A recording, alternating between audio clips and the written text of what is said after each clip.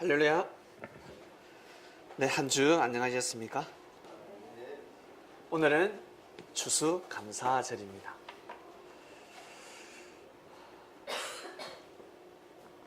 추수를 하면 부모님께도 감사를 드리고, 부모님께 감사가 무엇입니까? 부모님 감사합니다가 아니라 부모님께 쌀을 드려야 합니다. 부모님께 과일도 드리고, 그것이 바로 감사입니다. 오늘은 추수감사절인데 요즘은 추수감사절을 잘 좀 지내지 않습니다. 왜냐하면 너무나 먹을 것이 많고 먹고 살기에 좋은 세상이 되었기 때문에 먹을 것에 연연해 하지 않습니다. 혹시 못 먹고 살다가 어느 날 갑자기 나 이제 잘 먹고 잘 살게 되었다, 행복하지 않습니까? 감사하지 않습니까? 네, 그 은혜를 베풉니다.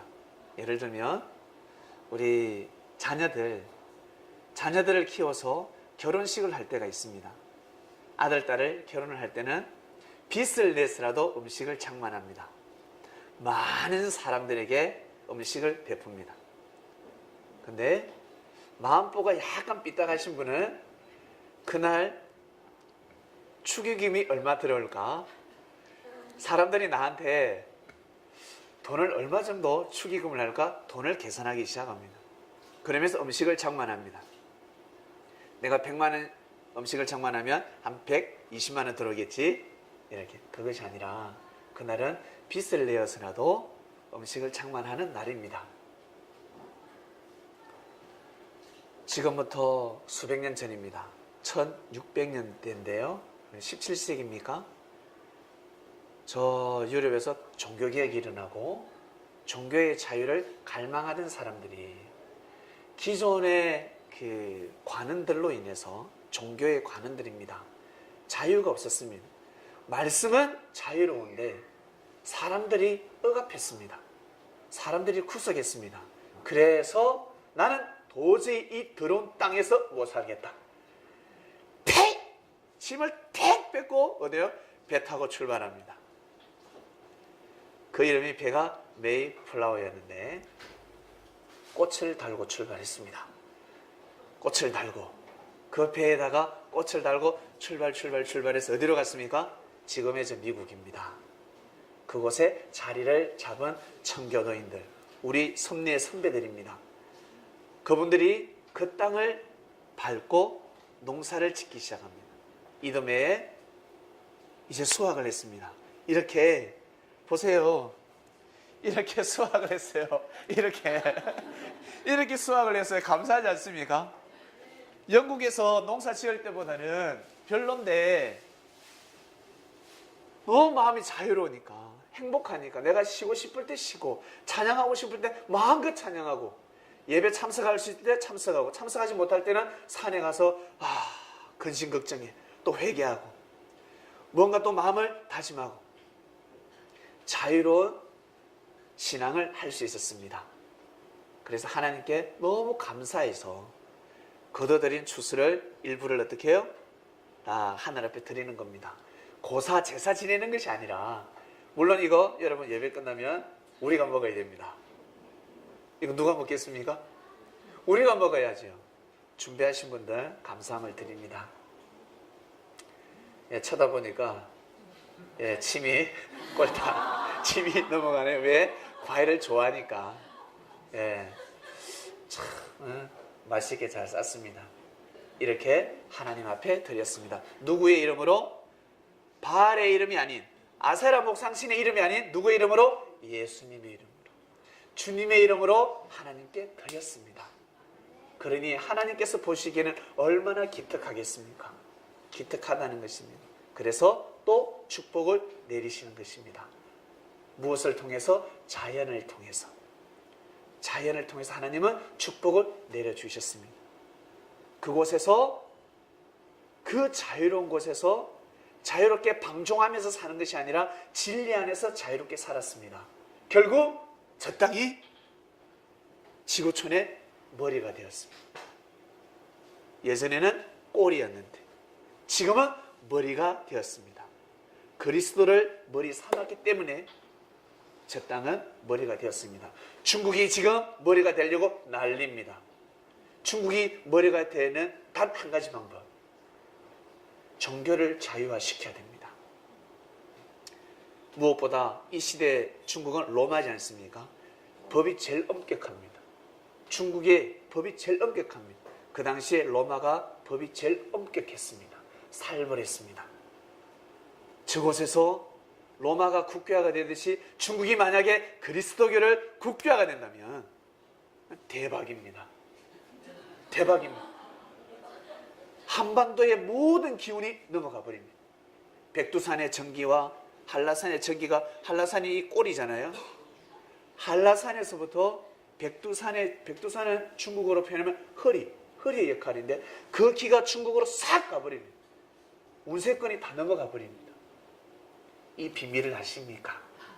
이 비밀을 중국이 빨리 깨달아야 하는데, 중국의 주석은 빨리 깨달아야 하는데, 왜? 하나님의 역사는 사람을 통해서 섭리하십니다. 하늘에서 떨어지는 것이 아닙니다. 하나님은 반드시 사람을 통해서 역사하십니다. 그렇기 때문에 사람에게 반드시 자유를 줘야 합니다. 어떤 자유? 방종을 주면 아니 됩니다. 진리 안에서 자유를 줘야 합니다. 진리를 통해서 하나님은 섭리하시기 때문에 중국이 그러한 정치만 한다면 저는 대박입니다. 근데 저 형님들이 머리가 나빠요. 동생보다 머리가 나쁘단 말이에요. 이 한반도라는 동생보다 머리가 나쁩니다. 나중에 깨닫습니다. 나중에 아마 세월이 많이 흘러가야 될 것입니다. 오늘은 추수감사절. 미국은 다음 주, 이 한반도는 이번 주. 그리고 우리 섭리인들은 1년 365일 매주 추수감사절을 지내시길 바랍니다. 하늘 앞에 여러분들의 삶을 드리시길 바랍니다. 우리는 이것을 드리는 것이 아니라 이제는 이거 먹고 피와 살이 된 우리의 이 몸을 하늘 앞에 드려야 합니다. 왜? 우리의 몸은 주님의 육신이니까. 말씀 받은 자는 신이라 했습니다. 말씀 받은 자는 신입니다. 여러분 매주 매일매일 말씀 받지 않습니까? 나 신이야 하면 꼴값 하고 있네 이런 소리를 들을 수 있어요. 야, 니 구두나 똑바로 신으라 이런 말을 들을 수 있습니다. 이제는 언어가 달라져야 합니다. 신이라는 표현을 쓰면 아니 됩니다. 나는 주님의 육신이야. 나는 주님의 몸이야. 나는 주님의 몸이다. 컨셉을 바꿔야 합니다. 주님은 영이시니 여러분들의 몸을 통해서 역사하시길 바랍니다. 그러려면 말씀을 받아야 합니다. 누구의 말씀? 주님의 말씀. 그것은 바로 하나님의 마음이기 때문에 그 마음을 받아야 하나님이 마음껏, 주님이 마음껏 섭리할 수 있습니다. 그 주님의 몸이 되어서 삶을 살아가시길 바랍니다. 이때가 되면 추수를 합니다. 추수 때는 일꾼이 필요합니다.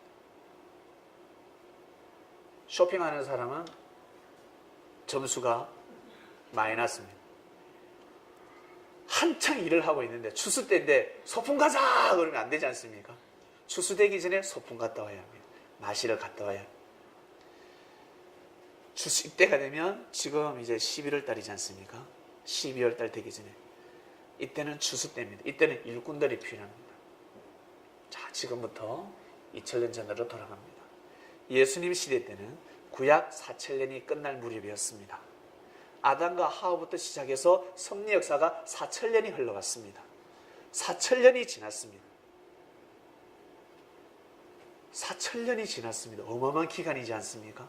하나님께서 4000년 동안 농사를 지으셨습니다. 이제 진짜 열매를 거둬들여야 할 때가 왔습니다. 구약 4000년 동안 무덤으로 간 영혼들이 있습니다. 그 영혼들 예수님 때 다 부활시킬 수 있습니다. 그래서 섭리를 개벽이라고 합니다. 개벽. 섭리를 개벽이라고 하는데, 그래서 섭리는 아무 때나 이루어지지 않습니다. 이 땅의 역사, 사람의 역사는 아무 때나 이룰 수 있습니다. 마음만 먹으면 이룰 수 있습니다. 그러나 하나님의 섭리는 사람이 마음 먹는다고 되지 않습니다. 자연의 섭리와 같습니다. 겨울옷 혹시 봄부터 준비하신 분 계십니까? 나 올겨울에 목도리도 준비하고 속옷도, 털 있는 속옷도 준비하고 코트도 트리는 코트도 준비하고 올겨울에 나는 땀을 흘리면서 나는 보내리라 하신 분들, 때를 기다려야 되지 않습니까? 마음 먹는다고 뭐 털모자 쓰고 다니면 저 사람이,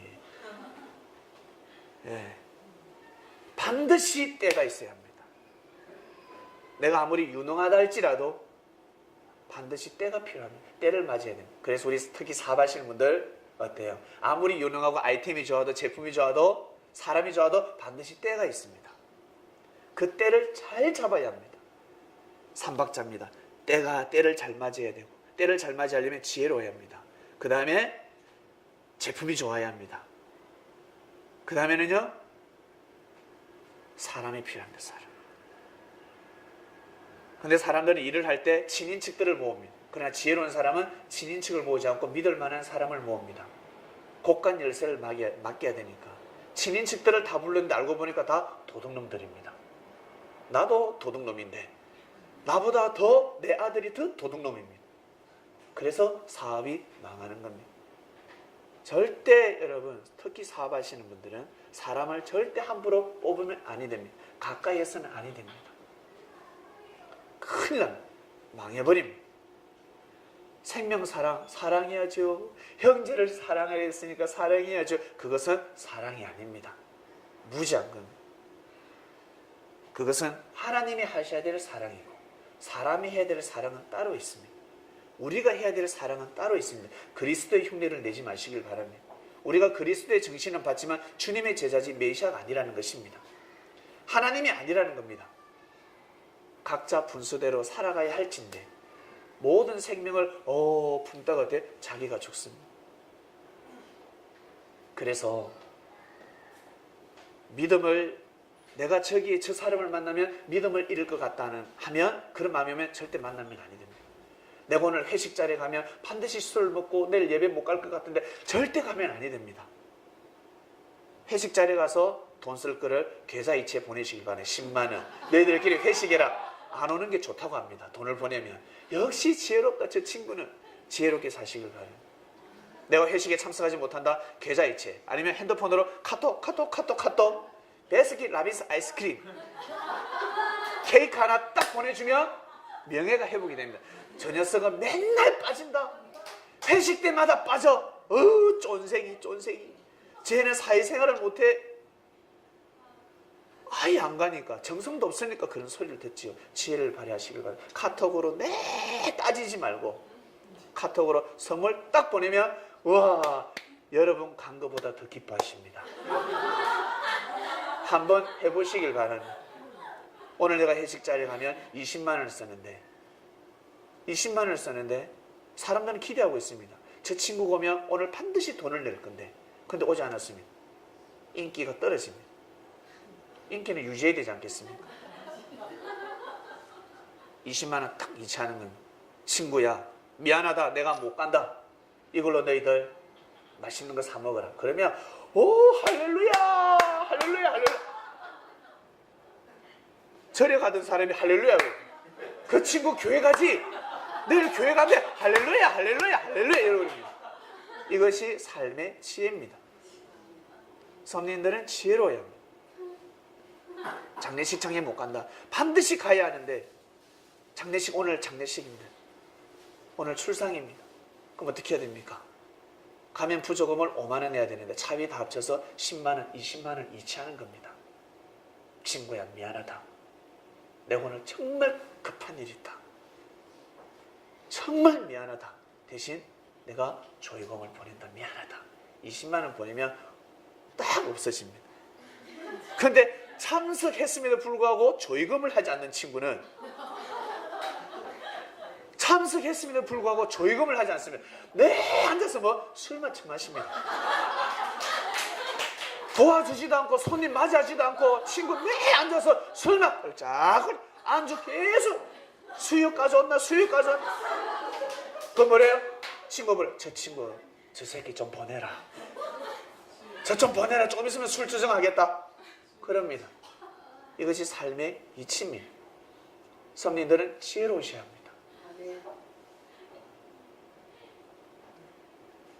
여러분, 이때가 되면 이제 일꾼들이 생기는 겁니다. 주님이 오셨으니까 그때 일꾼들이 필요한 겁니다. 일꾼들이 필요합니다. 많은 말씀 중에서, 비유 중에서 오늘은 무화과 나무의 비유를 배우라. 제목이 좀 약간 싱겁지 않습니까? 근데 말씀을 들어보면 상당히 달 겁니다. 세상에, 주님께서 무화과 나무의 비유가 바로 저것이었구나. 저도 오늘 말씀을 먼저 핵심의 말씀을 듣고 너무 감탄했습니다.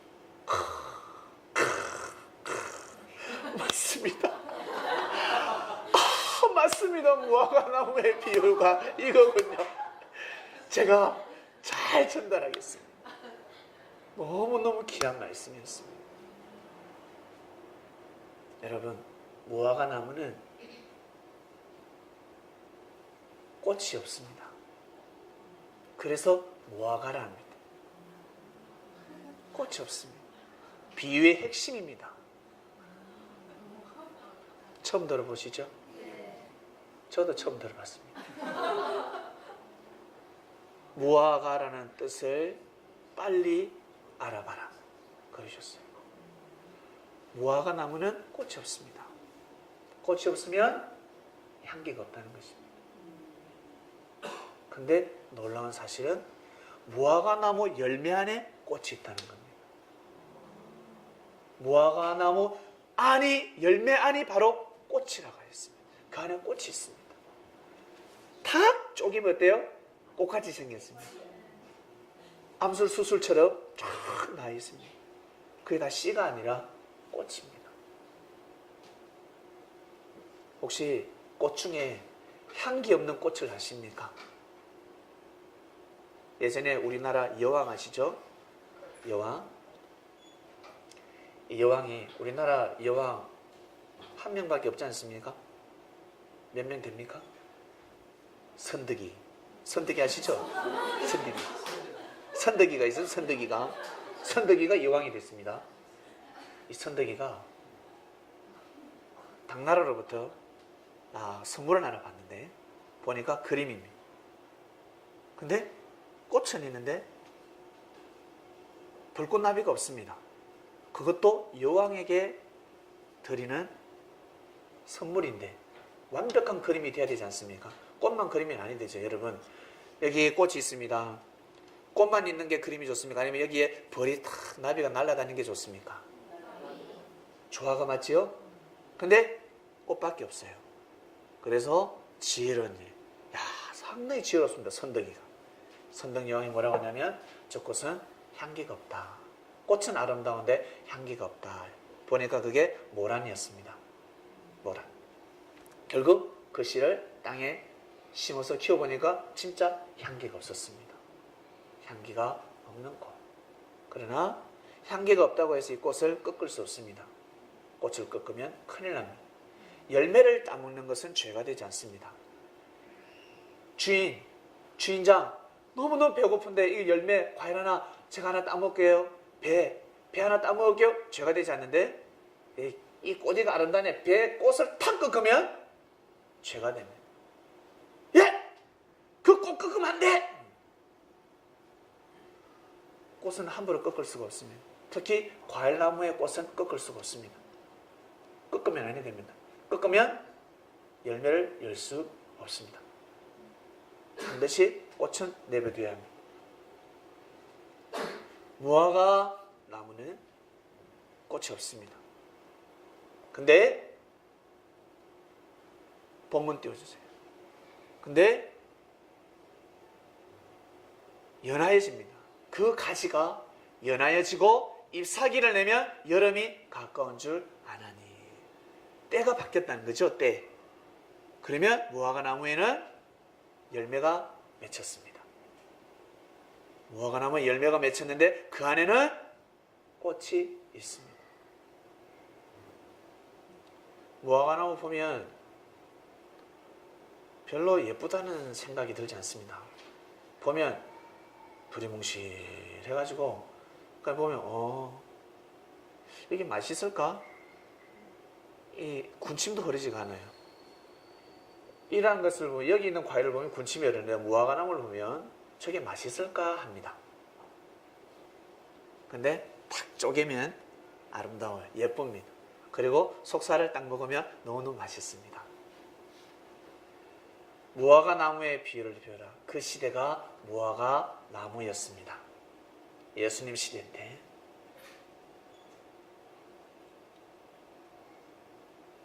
우리 창명교회 밖에서 보면 무화과 나무 같습니다.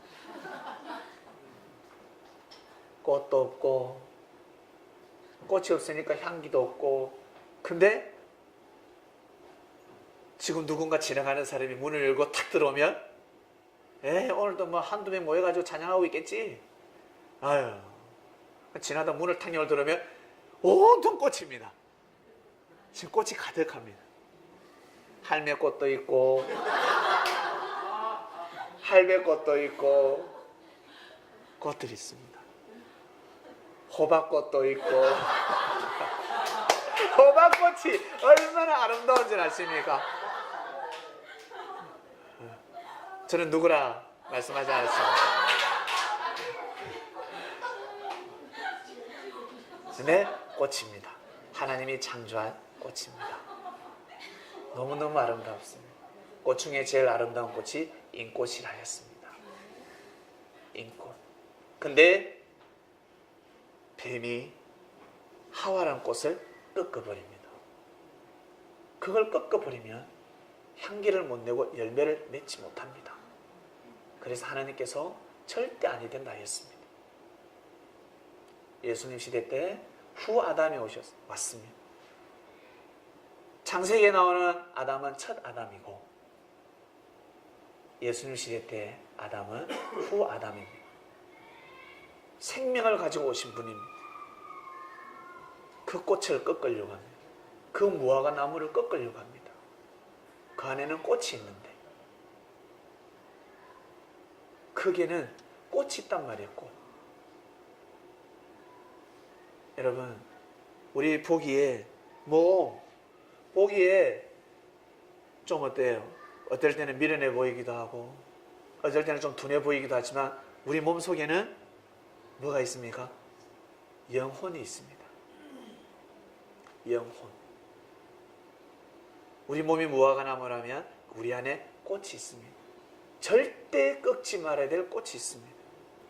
너무 소중한 꽃이 있습니다.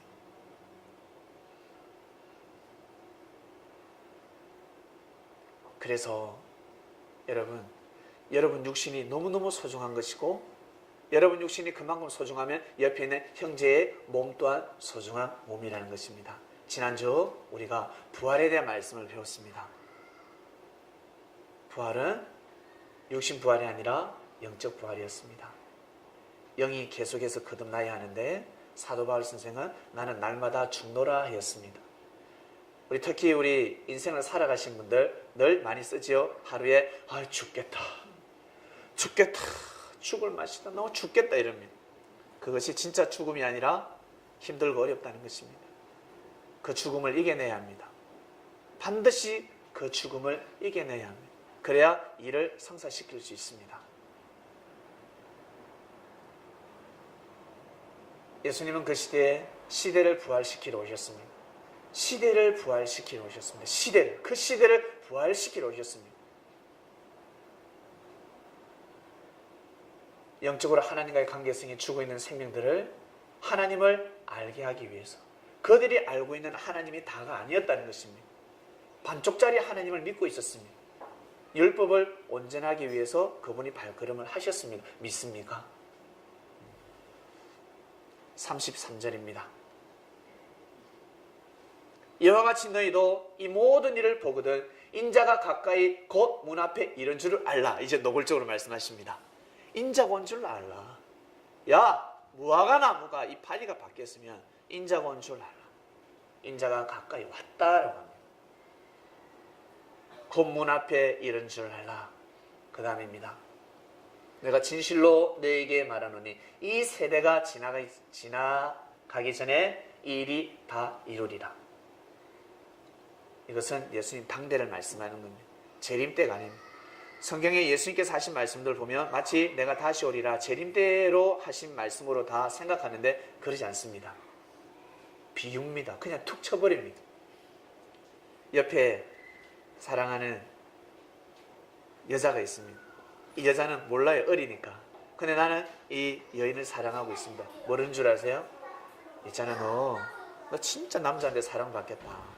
왜? 오빠 왜? 내가 어떻게 사랑을 받아? 너 예쁘잖아. 마음씨도 예쁘고 밥도 잘 먹고 요리도 잘하고 너 빨래도 잘하고 그리고 춤도 잘 추고 노래도 잘하잖아. 이야기를. 아 그래? 너 마음씨 착하잖아. 화날 때 너 화 확 내려고 하다가 이러고 말잖아. 바가지 끌지 않잖아. 화 내다가 한두 마디 하다 끝내잖아. 저 봐봐. 저 사람은 저 친구 봐봐. 끝까지 화를 내지. 저러면 안 돼. 이야기하는. 너 예뻐. 마음씨가 예뻐. 그래요. 그러면서 너는 있잖아. 좋은 남자 만나겠다. 너 앞으로 좋은 남자 만나. 어떤 남자 오빠? 너 왕자 같은 사람 만나겠다. 백마 타고 오겠다. 백마 타고 오겠다. 말 타고 오겠다. 그 당시에 말 타면 장군들이 말을 탈 수 있었습니다. 아무나 말을 탈 수 없는 시대였습니다. 말 타고 온다? 말 타고 온다 그랬습니다. 이 친구는 미래를 생각합니다. 너 정말 사랑 많이 받겠다. 미래를 생각합니다. 지금 사랑받고 있는데 모르는 거예요. 내가 이 꽃을 사랑하는 걸 이 꽃은 모르고 있습니다. 그 인꽃은 모르고 있습니다. 앞으로 그러한 사람이 올 거라고 생각하고 있습니다. 왜? 그렇게 이야기하니까. 너는 앞으로 좋은 남자 만나겠다. 이미 옆에 있는데 내가 보살피고 있는데 내가 너를 너무 사랑하고 있는데 이미 와 있는데 얘는 왜? 옆에 있는 오빠가 이상형이 아니니까 자기 이상형이 아니니까 자기 이상형을 다 찾고 있습니다. 얼굴만 아닐 뿐이지 능력과 마음씨는 모든 것이 이상형인데 이 여자애는 모르고 있습니다. 이처럼 그 시대의 영적으로 무지한 자들이 예수님의 말씀을 깨달을 수 있을까요? 너무너무 힘듭니다. 예수님의 말씀을 탁 던져버리면 비유기 때문에 알 수가 없습니다. 밭에 감춘 부활을 어떻게 찾을 수 있겠습니까? 밭 속에 땅 속에 묻어있는 부활을 어떻게 발견할 수 있겠어요? 쟁기로 깊이 갈지 않고서는 발견해낼 수 없습니다. 하나님의 섭리를 깨뜨려 봐야지만이 그 시대를 구원시킬 수 있었습니다. 왕들도 못했잖아요. 우리나라 대통령 못하지 않습니까? 도지사, 국회의원 못합니다. 장관들 못합니다. 그들에게 반드시 진리가 들어가야 합니다. 반드시 진리가 들어가야 이 세상을 이상세계로 만들 수 있습니다. 진리가 없이는 육신의 힘으로는 절대 바꿀 수 없습니다. 힘 좋은 사람, 화가 나면 약자를 때리지 않습니까? 근데 지혜로운 사람은 이길 수가 없습니다. 자, 우리 때리게 하면 한다? 오케이. 가위바위보 하자. 가위바위보. 덩치 이따만 사람, 덩치 이따만 농구선수하고 저하고 합니다. 가위바위보. 가위바위보. 가위바위보. 계속 이깁니다. 어떡하겠습니까? 아무리 힘 좋은 사람이라 할지라도 저를 때릴 수가 없습니다. 왜? 가위바위보에서 계속 지거든요. 가위바위보에서 이기는 사람만이 때릴 수 있으니까. 지혜로운 자가 육적으로 힘이 좋고 명예가 있고 권력이 있는 사람들 제압할 수 있는 겁니다. 그래서 우리 여성분들 남자를 제압하지 않습니까? 예? 남자를 쥐어 짤지 않습니까? 지혜로운 여인이 되시길 바랍니다. 진리를 가지고 남자를 조명하시고 남자를 내조하셔야 됩니다. 잔소리 가지고서는 절대 되지 않습니다. 말씀을 하나 탁 선포하면 남자는 그 말을 들을 수밖에 없습니다. 특히 섭리인들은 말씀에 익숙해져 있습니다. 그렇기 때문에 특히 우리 여성분들이 남성에게 힘으로 제압당한다 그러면 말씀을 많이 하시길 바랍니다. 말씀을 많이 공부하시길 바랍니다. 그리고 말씀을 툭 던지면 남자는 이제 힘을 쓸 수가 없습니다. 이 말씀은 예수님 당대에 말씀하십니다. 지금 노골적으로 말씀하시는 겁니다. 이 세대가 지나가기 전에 이 일이 다 이루리라. 이미 인자가 왔다는 것입니다. 이미 인자가 왔다. 내가 인자다라고 주님은 말씀을 못 하시는 겁니다. 그 다음입니다. 천지는 없어지겠으나 내 말은 없어지지 아니하리라. 없어졌습니까? 안 없어졌습니까? 지금까지 왔잖아요. 앞으로 또 갑니다. 그분이 전하신 말씀은 영원히 갑니다. 영원히 없어질 수가 없습니다. 우리의 말은 다 없어집니다. 사람이 하는 말들은 다 없어집니다. 성도님들이 전하는 진리는 우리의 말이 아닙니다. 주님께서 주신 말씀을 우리가 입술을 대언할 뿐입니다.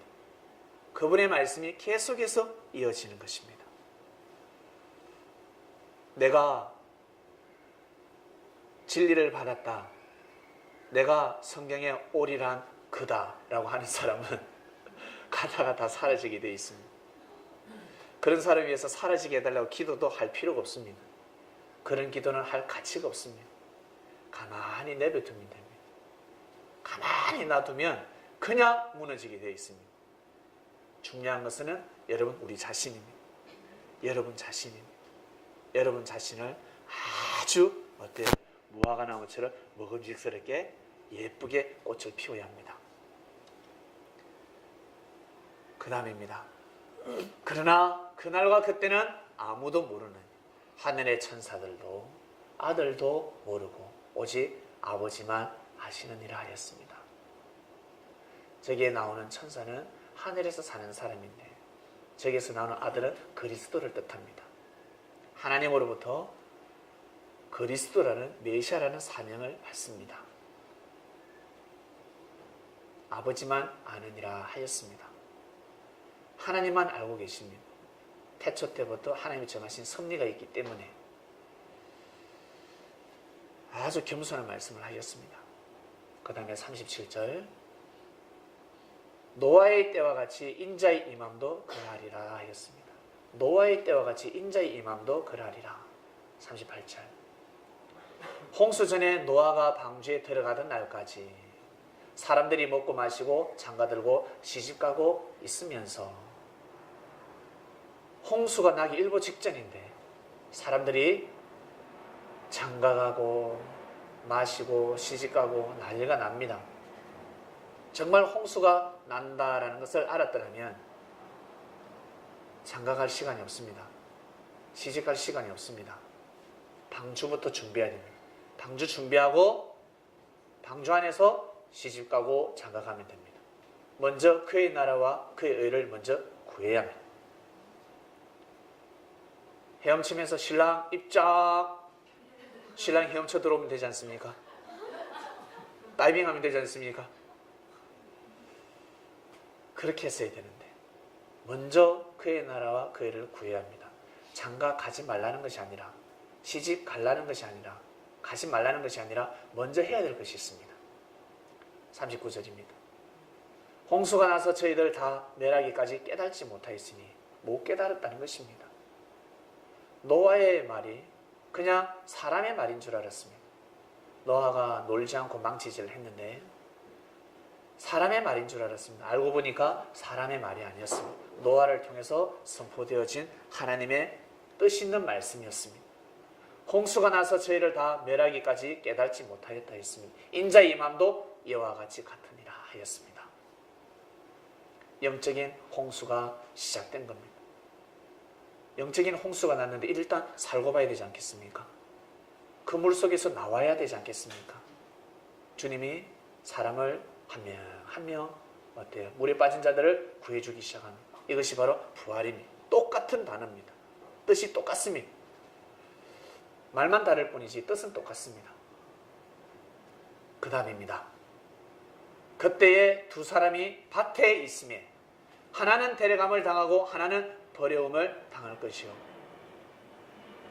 두 사람 다에게 기회가 주어졌지만 청함은 똑같이 받았는데 택함은 자신이 해야 합니다. 하나님이 우리를 축복하셨습니다. 자유를 주셨습니다. 진리 안에 자유를 주셨으니 여러분 섭리 안에 청함을 받았습니다. 택함은 여러분들이 입는 것입니다. 택함을 입고 살아가면 나중에 훗날의 역사가 기록될 때는 어떻게 기록됩니까? 하나님께서 저 사람을 택했다라고 기록합니다. 결국 자기 자신이 택했는데 내가 택했다는 것입니다. 이것이 바로 다른 말로 요즘 단어로 표현하면 책임입니다. 책임. 내 책임. 여러분 책임이 필요합니다. 그냥 마냥 모든 것이 잘 되는 것이 아닙니다. 내가 어떤 책임을 지느냐, 내가 어떤 결정을 하느냐에 따라서 뜻은 달라지는 것입니다. 책임감이 투철하시길 바랍니다. 그때 두 사람이 밭에 있음에 하나는 데려감을 당하고 하나는 버려둠을 당할 것이요 하였습니다. 우리 한번 볼까요? 본문이 있는데 왕상 한번 보겠습니다. 열왕기상에 보면 여러분 엘리야가 나옵니다. 엘리야는 그 시대 가뭄 시대였습니다. 가뭄 시대. 왜 하나님께서 가뭄을 하시는지 아실 겁니다. 잘 알고 계실 겁니다. 그 당시에 풍년이었고 잘 먹고 잘 살았습니다. 그래서 사람들은 바알신을 찬양합니다. 아, 바알신이여, 우리를 이렇게 풍요하게 해주셔서 감사합니다. 바알. 그리고 아세라 목상신은, 그리고 이방인은 또 무속신한테 난립니다. 모두 다 이 신이구나, 신. 하나님을 모르는 거죠. 그래서 하나님이 어떻게? 그래, 한번 해보자. 그러면서 비를 내리지 않습니다. 그때 하나님의 뜻을 모르는 사람들은 다 시험 듭니다. 우리가 이렇게 기도하는데 하나님이 이럴 수 있을까? 우리가 지금 하나님을 믿는 백성들이 굶어 죽어가고 있는데, 목말라 죽어가고 있는데 어떻게 해서 비를 내리지 않을까? 하나님 비를 내려주세요. 비가 오지 않습니다. 이 뜻을 안 엘리야가 와서 지금 하나님께서 섭리하고 계신다. 이 땅에 우상이 너무 가득하기 때문에 그토록 하나님을 위해서 비로 보라는, 너희들이 믿는 하나님, 바알신을 하나님으로 믿고 신으로 믿는 겁니다. 하나밖에 없는 신, 아세라 목상신을 신으로 믿고 있습니다. 너희들이 섬기는 신에게 한번 이제 빌어봐라. 비가 오는지 안 오는지. 기후제를 드리고 작두 날에 올라가서 뛰고 난리가 났습니다. 비를 내려주셔서. 근데 비가 오지 않습니다. 다 지쳐버립니다. 엘리야는 알고 있었습니다. 그래서 사람들에게 가르쳤습니다. 지금 하나님께서 시험하고 있는 거야. 하나님께서 모사를 쓰고 계신다. 때가 되면 비가 온다. 때가 되면 우상들이 멸함을 받을 것이다. 너희들은 하나님을 향한 믿음을 절대 저버리지 말라. 여러분, 인생 가운데 비가 내리지 않으신 분들, 하나님이 없는 것이 아닙니다. 주님이 없는 것이 아닙니다. 인생 가운데 내 마음에 자꾸 메말라갑니다. 힘듭니다. 그럴수록 하늘을 찾으시길 바랍니다. 원래 여러분들이 형통할 때 하나님을 믿을 적 형통함을 그대로 유지하시길 바랍니다. 어렵다고 해서 널뛰기 신앙하지 마시고, 널뛰기 알죠? 지나가다가 보면 그 담벼락 위로 모기 올라갔다 내려갔다 올라갔다 내려갔다 합니다. 그게 널뛰기 신앙이라 하는데, 올라갔다 내려갔다 올라갔다 내려갔다 하지 마시고, 엘리야가 그 당시 미망인에게 전합니다. 나도 이제 하나님으로부터 저주를 받았구나. 더 이상 먹을 길이 없다. 살 길이 없다. 나는 이제 이 아들하고 마지막 음식을 먹고 나는 죽음을 기다려야 되겠다라는 유언을 남기고 마지막 음식을 장만하러 왔습니다. 그때 엘리야를 딱 만났습니다. 하나님의 음성을 들을 수 없는 이 미망인은 엘리야를 통해서 하나님의 말씀을 듣게 됩니다. 마음의 문이 열려버립니다. 마지막 음식, 보리떡 하나 만들어서 아들하고 먹고 이제는 죽을 날만 기다려야 될 운명이라 생각했는데, 엘리야가 뭐라고 합니까? 그거 나하고 같이 나눠 먹자. 그거 나하고 나눠 먹자. 여인이 깊이 생각하지 않겠습니까? 이 아들하고 나하고 나눠 먹으면 끝인데, 반쪽반쪽 나눠 먹으면 끝인데. 근데 이 여인은 평소에 베품이 너그러웠습니다. 베푸는 여인이었습니다. 예, 저희 집으로 가시죠. 모시겠습니다. 집에서 음식을 장만합니다. 엘리야가 뭐라고 했습니까? 비가 오는 날까지 있잖아. 비가 오는 날까지 통의 가루, 병의 기름이 없어지지 않는다. 계속 솟아날 것이다. 이 여인이 이 음성을 듣는데 세상에 정말 그럴까? 정말 그럴까? 여러분 친구들에게 그러지 않습니까? 난 너무 힘들어. 나 요즘 빚이 많아. 그래? 나중에 있잖아. 시간이 가면 갈수록 너 빚 없어. 넌 노후 잘 먹고 잘 살게 될 거야. 말을 툭 던집니다.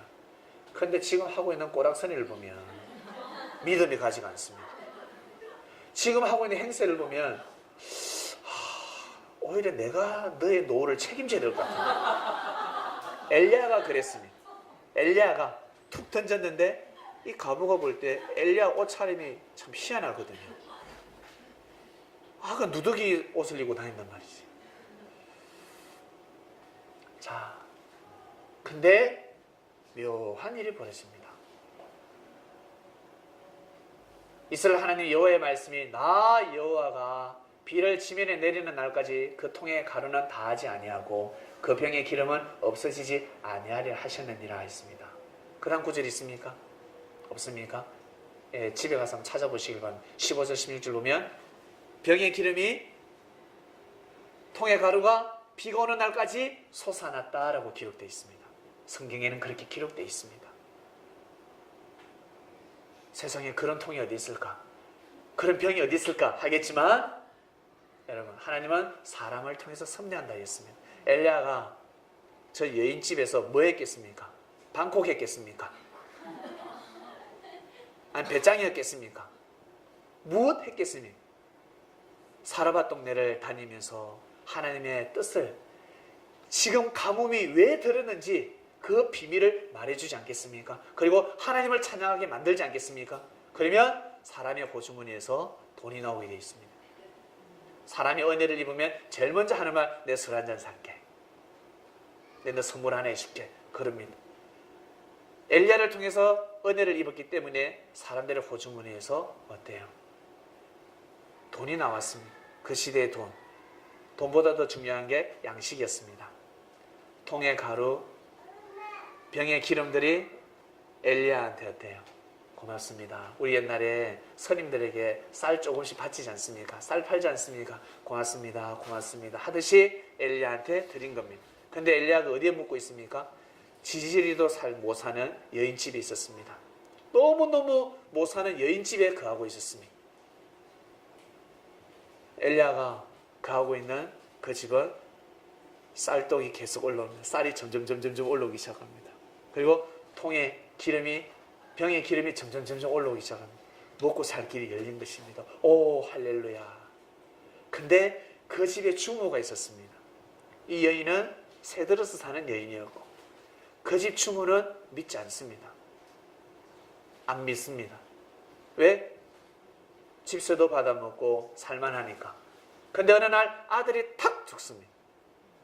아들이 죽으니까 자기 하나밖에 없는 아들이 죽었습니다. 심각하지 않겠습니까? 하나밖에 없는 아들이 죽었습니다. 아들이 나의 남편이요, 나의 자식이자 나의 남편이었는데 아들이 죽었습니다. 살 길이 막막합니다. 그때 엘리야가 그 여인의 품에 있는 아들을 취해서 어때요? 기도해서 살려줍니다. 영계로 가는 아들의 영혼을 다시 불러서 몸속으로 다시금 컴온 다시 와라. 다시 와라. 너 가면 안 돼. 다시 부릅니다. 그래서 그 영혼이 욕심에 다시 살아났습니다. 그때 이 가부가 하는 말이 있습니다.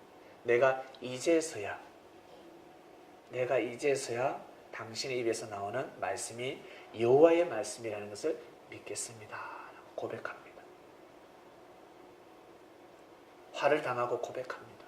그 전에 믿을 수 있는 기회가 있었었는데 이렇게 한 사람이 데려감을 당하고 한 사람 버림을 당할 수가 있습니다. 근데 이 여인은 결국 데려감을 당하게 됩니다. 믿음을 지켰습니다. 그러한 성린이 되시길 바랍니다. 어려움을 통해서 반드시 믿음을 지켜야 합니다. 이 추수 때가 되면 저는 항상 생각나시는 분이 있습니다. 오늘 이 자리에 그분의 따님이 예배를 참석했는데 제가 지방에서 목회를 할 때 그 집사님이 지금은 집사님이시죠. 그분이 이 보리 농사였습니까? 쌀 농사였습니까? 쌀 농사였습니까? 이렇게 농사를 짓다가 이삭을 걸리시 죽게 되었죠. 근데 앉아서 이렇게 일을 하다가 논에서 그 줄기 있잖아요. 이삭 줄기가 탁 올라왔는데 돌다가 탁 찔렸어요. 눈에 탁 찔려서 괜찮겠지 했어요. 하루 이틀이 지나다 보니까 앞이 안 보이기 시작하는 겁니다. 그래도 괜찮겠지. 시골에서는 농사 지을 때 팔다리가 부러지지 않으면 다 가서 일해야 됩니다. 특히 상사병은 병이 될 수가 없습니다. 무조건 가서 일해야 됩니다. 엄마 아빠 나 병이 들었어요. 마음에 병이 들었어요. 얘기너 나와서 일하자. 죽을 마신. 그래서 일해야 됩니다. 팔다리가 부러지지 않고서는 일해야 됩니다. 오른손이 부러지면 왼손으로 일해야 되는 시대였습니다. 작년에 그런 시대가 있었지 않았습니까? 한 다리가 부러지면 어때요? 한 다리 질질 끌시고 일을 해야 됩니다. 사지가 다 부러져야 쉴 수 있는 시대가 있었습니다. 어머니가 눈에 탁 상처를 입었습니다. 다쳤습니다. 괜찮겠지 했는데 그렇게 계속 농사일이 바쁘니까 일을 했습니다. 도저히 안 돼서 병원에 갔는데 실명 판정을 받았습니다. 호미로 막을 수 있었는데 이제는 가래로 해도 막을 수가 없는 때가 도래했습니다. 병원에서는 실명 안 됩니다. 나설 수 없습니다. 회복 못 됩니다. 그랬습니다. 제가 그 소식을 접하고 마음이 아팠어요. 왜? 우리 교회 청년부 모친이니까. 그래서 새벽에 기도를 하는데 하나님께서 가서 기도하면 낫는다라는 응답을 받았습니다. 아니겠지. 병원에서 실명이 됐는데 어떻게 나을 수가 있습니까? 아니겠지. 아니야. 근데 계속 쏘는 그 영감도 오고 영감도 오고 가서 기도하면 난다. 네가 가서 기도하면 낫는다 그랬습니다. 만약에 안 나오면 어떡합니까? 안 나오면 쪽팔리지 않습니까? 부끄럽지 않습니까? 이거 아닌데 말하지 말까?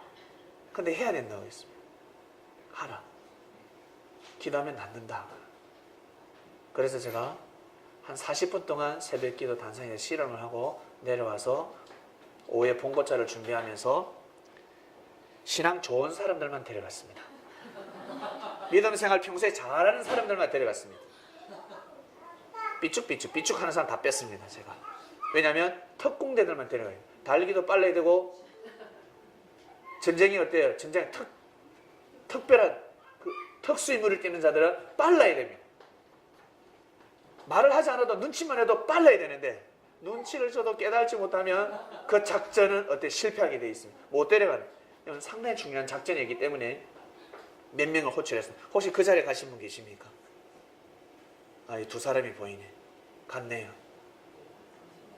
그래서 그때 아마 6명 정도 갔습니다. 6명 정도 봉고차를 타고 갔습니다. 갔는데 어머님이 이렇게 안대를 하고 계시는데 안대를 풀게 하고 어머니 의사가 안 된다 했습니다. 의사가도 안 된다 했으니 이제는 하나님 앞에 맡게 하는데 제가 묻는 말에 아멘 하시고 같이 기도하면 맞습니다. 하나님 아버지를 믿으시는 제가 이제 짰어요. 그 전에 제가 이렇게 질문하면 진심으로 아멘 하세요. 이러고 있습니다. 하나님 아버지를 믿습니까? 아멘. 성령 어머님을 믿습니까? 아멘. 예수님이 그리스도라는 것을 믿습니까? 아멘. 기도합시다. 손을 잡고 기도를 하는데 상당히 뜨거웠습니다. 성령이 임했습니다. 너무너무 몸에 전율이 흐르고 특별한 시간이구나. 그렇게 기도를 하고 돌아왔습니다. 그런데 다음날 새벽부터 눈물이 계속 나면서 눈꽃 같은 게 계속 나오더만 결국 보이기 시작하는 겁니다. 보이기 시작하는 겁니다. 그 전에 이게 흰 눈동자로 덮여 있었는데 검은 눈동자로 돌아오면서 눈에 보이기 시작하는 겁니다.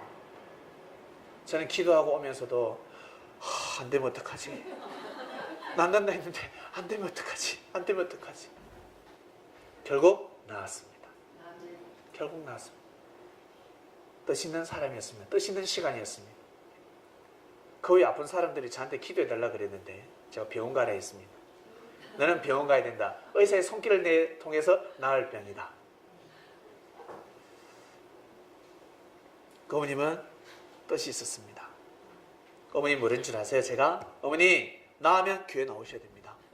약속을 했거든요. 어머니 나으면 이제 무조건 주일날 교회 나오셔야 됩니다. 예? 예, 나으면 나가겠습니다. 근데요 나왔는데 몇 번밖에 안 나오셨어요. 아드님도 교통사고 나서 완전 인간으로 죽을 수밖에 없었는데 아들이 지금 걸어다닙니다. 살아났습니다. 묘한 집안입니다. 하나님에게 은혜를 특별하게 받은 집안이었습니다. 보여주시는 겁니다. 믿어라. 너희들도 다 같이 믿어라. 그냥 믿어라. 보여주시는 그런 역사가 있었습니다.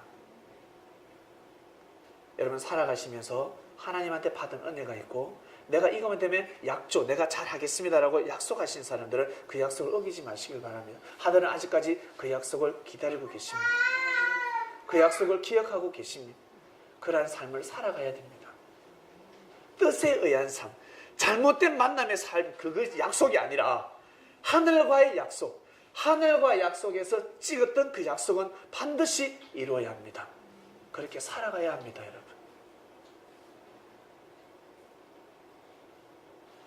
삶 속의 비유였습니다. 그 어머님은 삶 속에 일어난 비유였습니다. 비유를 알면 예수님이 누군 줄을 알고 그리고 하나님이 정말 살아계신다는 것을 함께 한다는 것을 알 수가 있습니다. 반드시 비유를 알아야 합니다. 삶 가운데 온통 삶 자체가 비유입니다. 비유로 덮여져 있습니다. 여러분 삶 자체가 비유입니다. 여러분 삶이 귀하다는 것, 고귀하다는 것 느껴지십니까? 지금은 느껴지시겠지요. 그러나 주님 만나기 전에 느끼기 힘듭니다. 왜? 여러분들의 삶이 비유로 감춰져 있으니까. 못 깨닫습니다. 내 눈으로는 내 삶이 귀하다는 것을 볼 수가 없습니다. 반드시 주님으로부터 가르침을 받아야 합니다. 그러면 탁 깨어날 수 있습니다. 내 삶이 너무 소중한 삶이구나. 그래서 정성스럽게 살아야 되겠다. 성님들은 아침, 점심, 저녁으로 3번 점검하셔야 됩니다. 부활한 자들이요. 여러분들은 부활했습니다. 부활한 삶을 살아가야 되지 않겠습니까? 그러려면 점검을 해야 됩니다. 아침, 점심, 저녁 하루 3번. 오늘 아침부터 시작해서 내가 정오까지 내가 한 말과 행동이 있습니다. 점검하셔야 됩니다. 내가 무엇을 실수했지? 내가 교만했나? 내가 금방졌나? 형제에게 말을 잘못했나? 농담이라고 했는데 상처가 되진 않았을까? 보니까 인상이 찌그러지는데 안색이 변했는데 내가 말 실수했구나. 점검해야 됩니다. 그리고 점심때부터 저녁 먹기까지 또 점검해야 됩니다. 오늘 내가 무엇을 실수했을까? 점검해야 됩니다. 그리고 자기 전에 마지막 점검해야 됩니다. 내가 오늘 잘못한 것이 무엇일까? 내가 오늘 실수한 것이 무엇일까? 이거 실수했구나. 그러면 카톡 보내는 겁니다. 친구야, 미안하다. 아까 전에 내 그 농담이 니한테 상처가 됐지. 미안하대. 내일 내 커피 한잔 사줄게. 이러면 됩니다. 풀어야 합니다. 돌아보지 않으면 깨달을 수가 없습니다. 그러한 여유도 없이 살아간다는 것은 바벨탑과 같습니다. 결국에는 무너지고 결국에는 내려와야 합니다. 묵상 말씀, 매일매일 묵상 말씀을 놓치지 마시길 바랍니다. 여러분들에게 전해지는 말씀을 통해서 여러분들을 재조명하셔야지만이 주님을 모실 수 있습니다.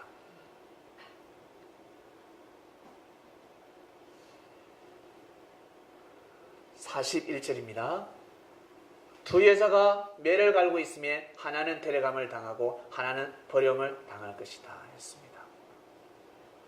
아무리 친해도 사람끼리는 친하지만 한 사람은 진리와 친한 사람, 한 사람은 진리와 친하지 않습니다. 그러면 하나님 앞에 갈 수가 없습니다. 진리와 친해야 합니다. 그래서 원래는 둘 다 데려감을 당해야 하는데 한 사람은 버려둠을 당한다는 것입니다. 그것이 눈에 보입니다.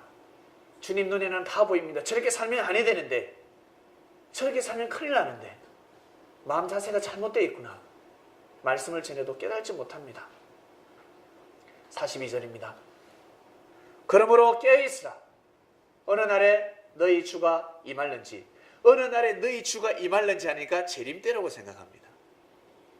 성도 여러분, 이걸 재림때라고 생각하는데, 그리고 우리는 재림 뭐라 했습니까? 우리는 재림이라는 단어를 쓰지 않지 않습니까? 잘 안 쓰는데 이미 주님은 영으로 오셨습니다.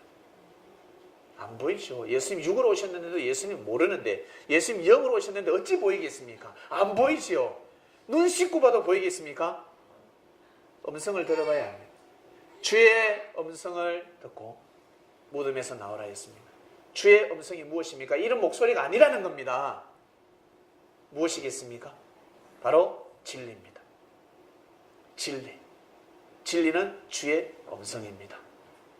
삶 가운데 진리를 잘 분별하시길 바랍니다. 아! 하나님이 말씀하시구나. 하나님이 저 사람을 통해서 말씀하시는구나. 아멘. 원래 미친 사람도 한 번씩 정신이 돌아오거든요. 그럴 때는 올바른 말을 합니다. 그럴 때는 제정신이네. 그때는 미친 소리가 아닙니다. 야! 제정신으로 돌아왔다. 그것처럼 사람이 살아가면서 나도 모르게 진리를 선포할 때가 있습니다. 하나님을 믿지 않는데도 불구하고 어떤 사람 진리를 선포할 때가 있습니다. 너 그러면 안 돼! 라고 말씀을 딱 선포해버립니다. 그러면 네가 뭔데? 그것이 아니라 네가 뭔데? 알았다. 마음속으로는 받아들여. 하나님이 저 사람을 통해서 지금 말씀하시는구나. 깨달아야 합니다. 이것이 바로 비사입니다. 비사. 비밀입니다. 하나님 섭리의 비밀입니다. 아셔야 합니다. 아니면 인생을 여러분들이 드리는 그 정성이 다 무너질 수가 있습니다. 43절입니다. 너희가 알지 못함이니라. 너희도 아는 바와 아는 바니 만일 집주인이 도적이 어느 경점에 올 줄을 알았다면 깨어있어 그 집을 뚫지 못하게 하였으리라. 도둑이 오는 줄 알았다면 너 잠 안 자지 않겠냐. 근데 주가 왔는데, 주가 오셨는데, 하나님의 보낸 자가 왔는데 잤어야 되겠냐라는 말씀입니다. 44절입니다. 이러므로 너희도 예비하고 있으라. 생각지 않은 때 인자가 오리라 해버립니다. 생각지 않은 때 인자가 오리라. 미래형처럼 보이지 않습니까? 미래형처럼 보이는데 미래형이 아니라는 겁니다. 이미 왔다.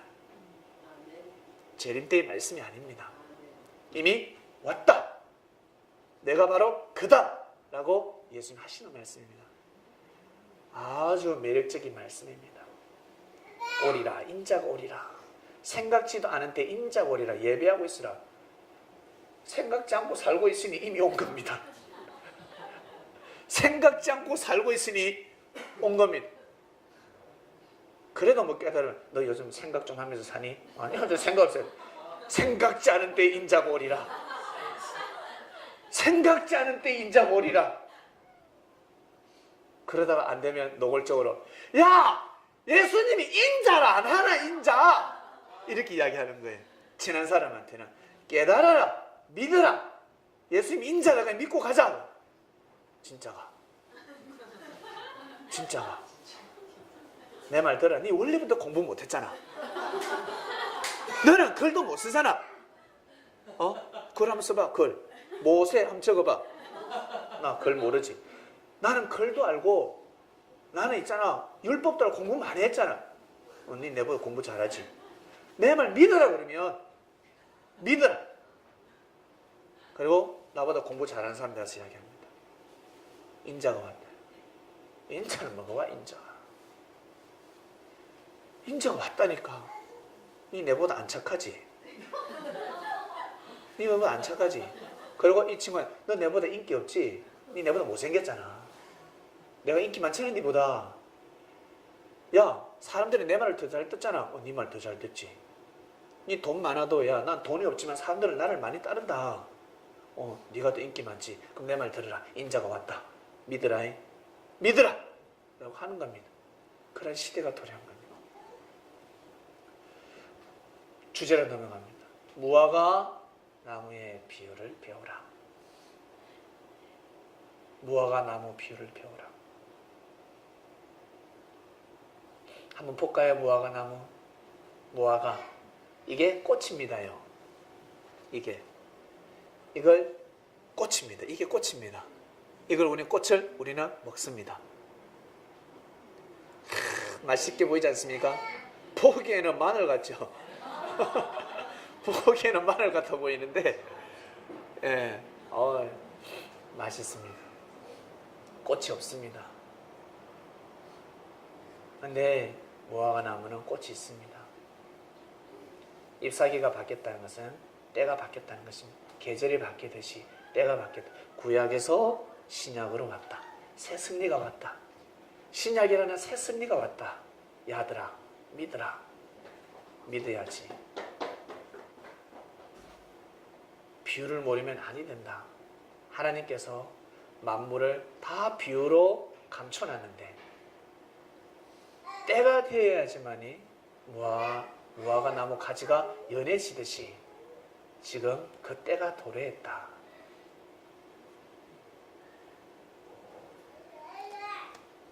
무화과 나무 비유를 아시겠습니까?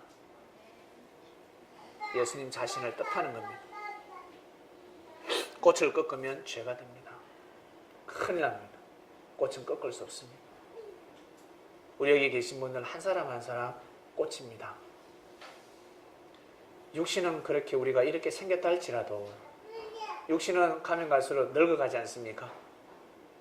갑자기 이마에 한강이 생기고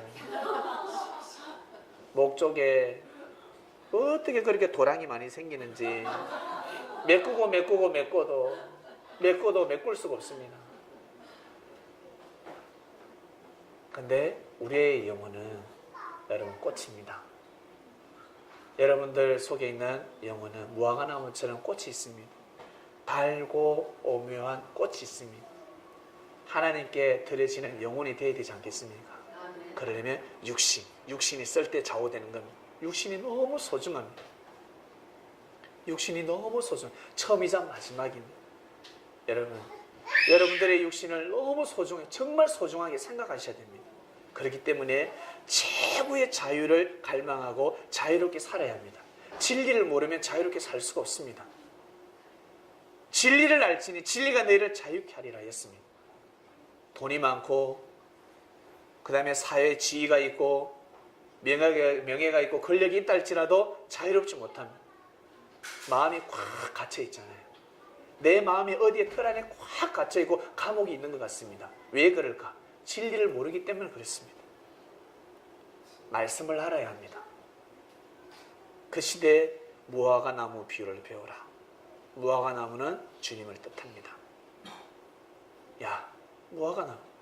예수님은 이스라엘을 포도나무로 비유하기도 하고 또 예수님을 생명나무로 비유하기도 하고 지금 무화과 나무 비유합니다. 예수님은 무화과 나무로 비유하기도 하고 이스라엘을 무화과 나무로 비유하기도 하고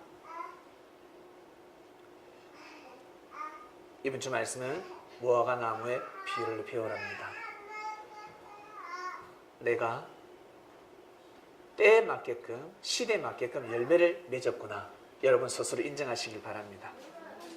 예, 그래서 여러분들을 어느 누구도 꺾을 수가 없습니다.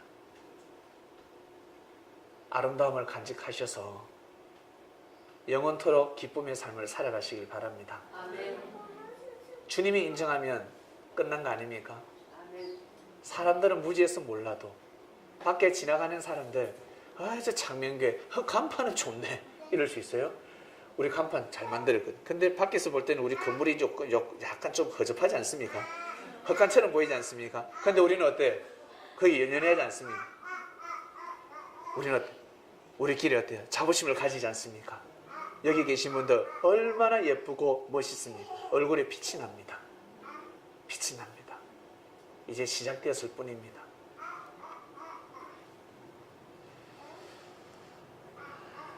서울 땅을 책임지시고 나아가서 이 남한을 책임지시고 나아가서 북한까지 책임져야 합니다. 그리고 나아가서 세계까지 책임져야 합니다. 어떻게? 믿으면 됩니다. 믿어드려야 합니다. 주님이 하시고자 하시는 일을 믿어드려야 합니다. 우리는 말씀을 믿어야 합니다. 믿으면 묘한 일이 벌어집니다. 그 역사가 시작되었습니다. 가지가 연하여지면 그때가 온 줄로 알라. 무화과 나무의 비유를 배우라. 기도하고 마치겠습니다. 감사합니다.